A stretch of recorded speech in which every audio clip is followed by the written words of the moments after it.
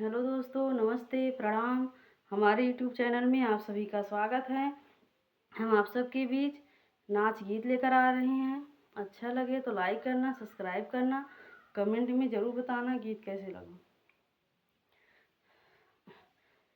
कुआं के पानी ही बड़ा खारा, बलमा तनी धीरे पुकारा। कुआं के पानी ही बड़ा खारा, बलमा तनी धीरे पुकारा।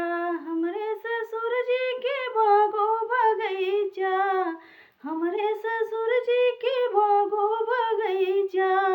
मलिया लगे हैं 10-12, बलमा तनी धीरे पुकारा। मलिया लगे हैं 10-12, बलमा तनी धीरे पुकारा। कुआं के पानी ही बड़ा खारा, बलमा तनी धीरे पुकारा।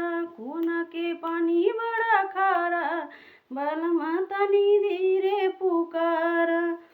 हमरे जेठ जी के कुआं नारा, हमरे जेठ जी के कुआं नारा।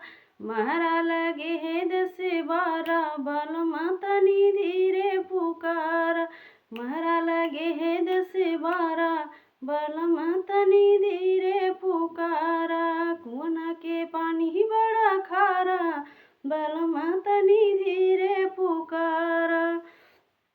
हमरे बलम जी के महला 2 महला, हमरे बलम जी के महला 2 महला। नौकर लगे हैं 10-12, बलम तनी धीरे पुकारा। नौकर लगे हैं 10-12, बलम तनी धीरे पुकारा।